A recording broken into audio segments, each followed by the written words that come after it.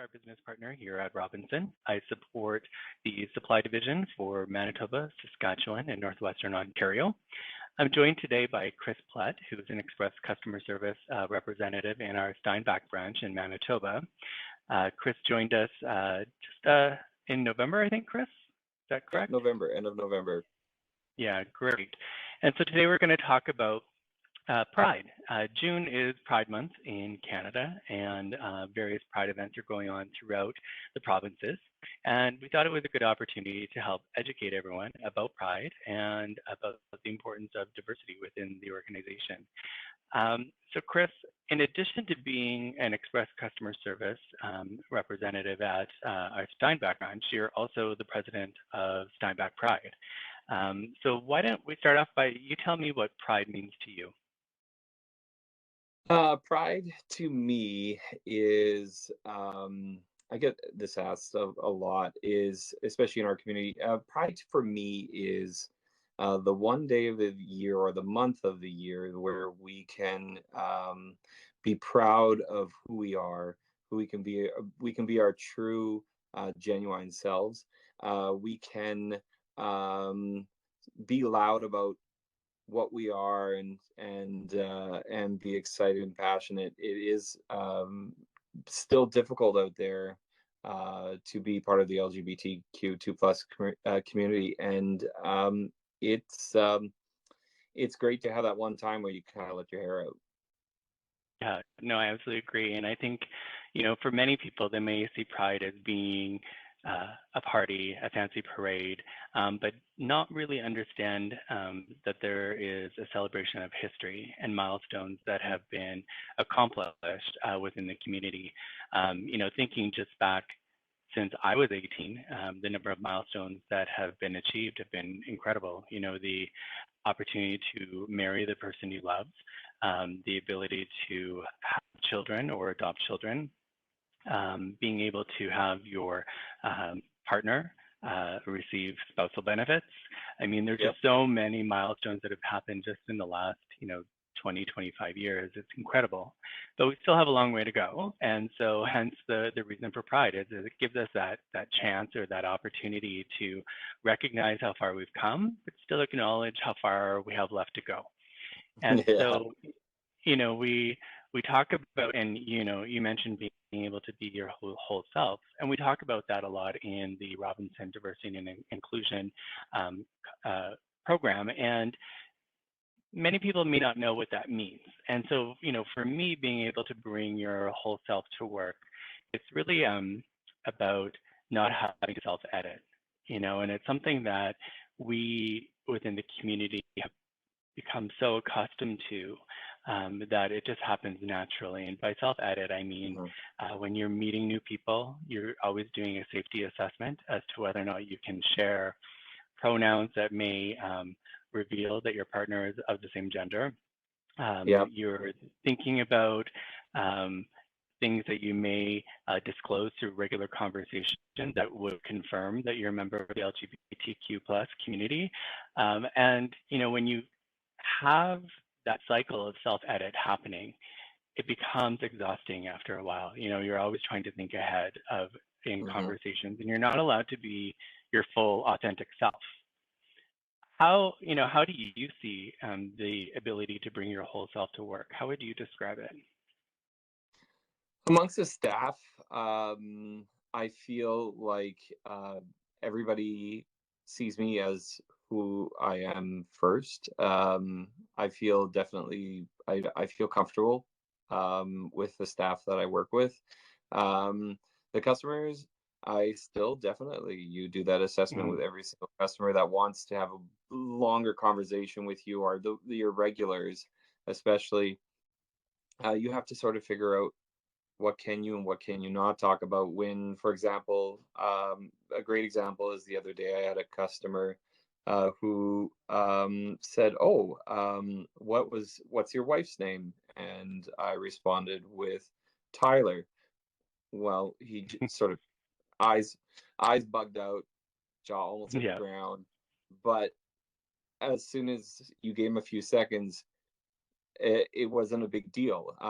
There's so many customers, like even for myself. I don't know if you could see, like I've been wearing, I've adjusted Yeah. my You've Robinson MacGyvered hat a your little Robinson bit. hat. Yeah. Yeah, so Yeah, we've it looks adjusted great. a bit. Um, and that's just for this month, of course, and nobody said anything about it. I haven't had any reactions. I'm sure lots of people know what it means. Um, and I can promise you that that wouldn't have been a thing before. That would have been much more difficult. So yeah, you're constantly editing, even or assessing rather. Even when I applied for the position, uh, I had two resumes. One spoke about the fact that I was with Pride and also stated my pronouns, and the other one did not, Right. because you always feel like you need to know your audience and who you're dealing with. And that's unfortunate. That's a little bit about what this whole pride thing's about, why we fight for this kind of equality. And it's we shouldn't need to feel that way. Right, exactly. And I know completely the concept of two resumes, and you sort Hmm. of make an assessment of the organization. And you know to be honest, I went through the same thing when I first applied for the organization to work with Robinson. And it was more about, it was an industry that I hadn't worked in previously, an Hmm. industry that sometimes has a reputation of being sort of, the macho sort of environment. And so I had to decide whether or not, I was going to take that step and move into the organization. And part of my assessment process in going through the recruitment process was also making that decision whether or not it was the right fit. Hmm. And I absolutely made the right decision. I found the organization to be open and welcoming and inclusive. And as we continue through our diversity and inclusion journey, I think it's going to become even more so. Um, so how has your experience been? I mean, to give context, you're living and working in a community that is notoriously very conservative in Hmm. their thoughts and their views. And then you add the additional layer of an industry that was also new to you. How's your Hmm. experience been so far? Well, other than the extremely steep learning curve, Yeah. not knowing anything about, I'm on the electrical desk in the express area, and I had no background history at all. So that's been a steep learning curve. But again, it's just like making those connections. I did come from a strong customer service background, so that side of it was easy for me. Um, Right. but it was the learning. And with everything else too, there's another aspect to it where you're dealing with the customers. um, a lot of the customers that we have know my name. They've heard my name on the news a lot. Mhm. And they've probably many of my customers have probably heard really negative connotations about my name, in Right. regards to the pride organization here. um, it's getting past those hurdles. It's educating when you can. It's showing them that we are individuals beyond that.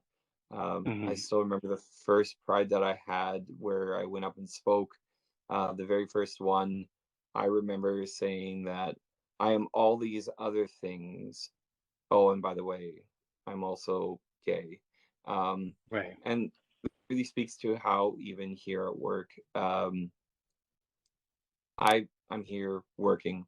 I'm here as an individual, just as everybody else is here as an individual, working, serving customers. Um, whatever happens at home is my own kind of situation. But it's good knowing that I can talk about, and it's been really good. Like it's been fantastic. I can talk about, It's good to oh, hear. what did you guys do last night? Oh, we went out and worked in the garden all evening, and there's no problem with um saying that it's my partner. I, I can always say that, and it's never a problem. I say it to all our customers. I say it to all the people I work with. I have no reason to be ashamed. No, and that's the ability to bring your whole self to work. And I'm really proud 100%. to work for an organization where you can do that and where you do feel safe. and we continue to make strides towards continuing to create an environment that is inclusive. Um, Hmm. so, what would you suggest for employees for how they can learn more or understand a bit more about Pride? What are some resources you would suggest that they go to? Resources, the probably the easiest resources that you can go to would be any of your social media. Things like YouTube, I always love. Well, even for myself, I watch some of the stuff about, um, like any of the Stonewall riots, to learn a little bit where that came from, to learn a little bit Hmm. about um, some of the big stepping stones have happened within the LGBTQ community.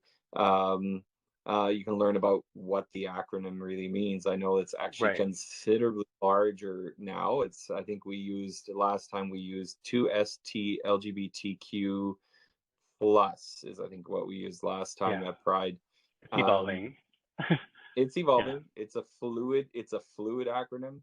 Um, and somebody said, oh, like why are there so many different categories? And I said, well, it's just like a rainbow. There's no part of the spectrum that's the same as the one standing next to it. So I said, we're exactly Right. that. So it's perfect. Yeah. Um, so online is pretty good for resources. In Winnipeg, there's the Rainbow Resource Center. It's fantastic. They have so much stuff on Yeah. their website. And Um, there's a resource center in each province that they'd be able to reach out to. yeah. And and I was going to say, I think part of what we're trying to create is an environment of dialogue. And so employees Mhm. can feel free to reach out to myself or to Chris.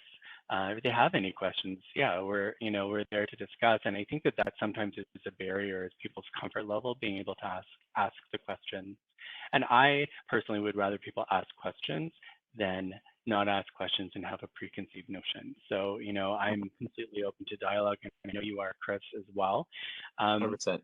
and, and I just, for me, I just want to say happy Pride, Robinson. And, thank you for the opportunity for us to uh, do a little bit of education and open the dialogue. And hopefully, we'll continue to do that. And feel free to reach out to myself or to Chris Platt in our Steinbach branch. Absolutely. Happy Pride, Robinson. Yes, thanks.